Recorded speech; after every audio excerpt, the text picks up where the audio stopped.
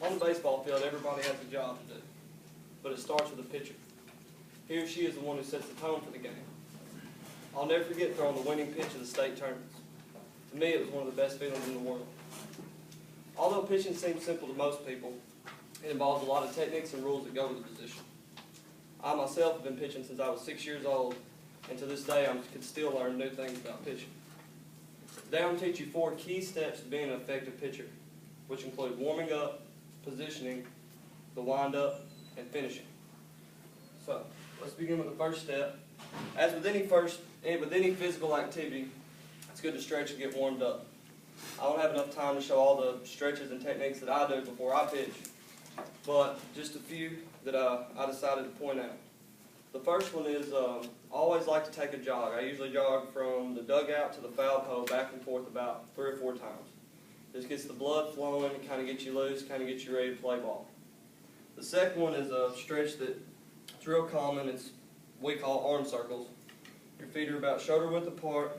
Your arms are directly out beside you. And you start off with some small circles. You know, not too fast, not too slow. After a few seconds, you want to make them a little bigger.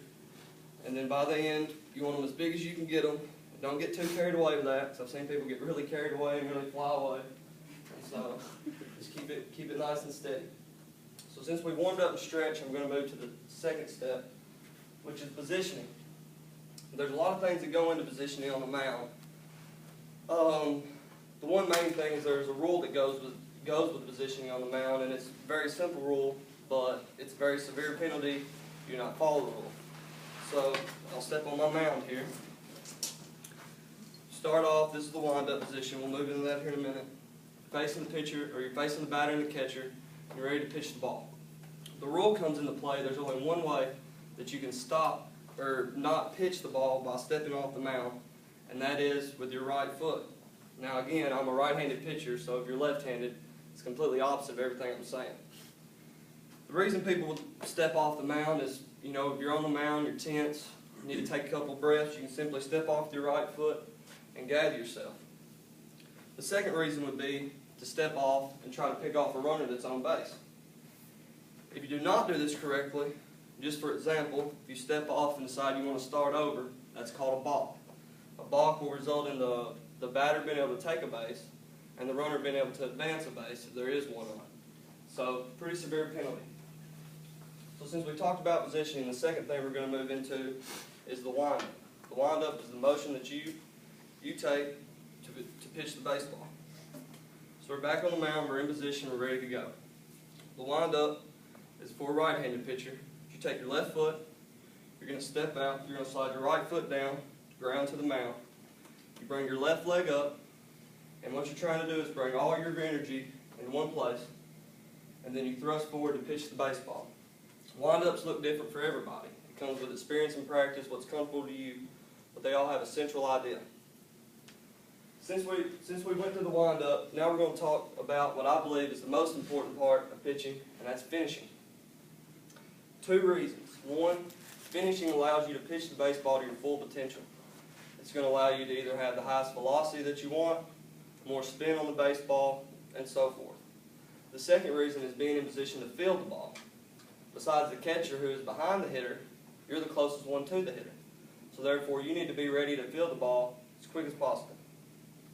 So since we know the wind-up, I'm going to move through it a little faster. But with the first thing of finishing, I'm just going to kind of show what it looks like.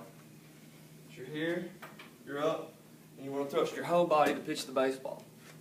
As I said, this is going to allow you to have higher velocity, better spin on the baseball, etc. The second thing is finishing.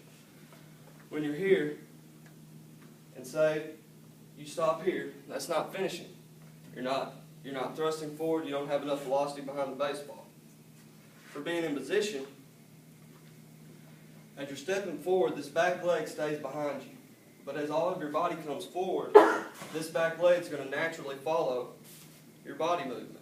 So just in a quicker speed, to give you an idea of what it looks like, you're here, you finish, your back leg's here, and you're ready to field the baseball. It's very key to pitching. So today I've taught you 4 simple steps to being an effective pitcher. Warming up, positioning, the wind-up, and finishing. Pitching is the I believe, the most important position on the field. Although every player on the field has an important position, and it's important that they fulfill that role, any team with a solid pitcher in most cases has the advantage. So the next time the crowd's shouting your name and the coach calls you in the pitch, you'll have the techniques and ability to get the strikeout. All right, good.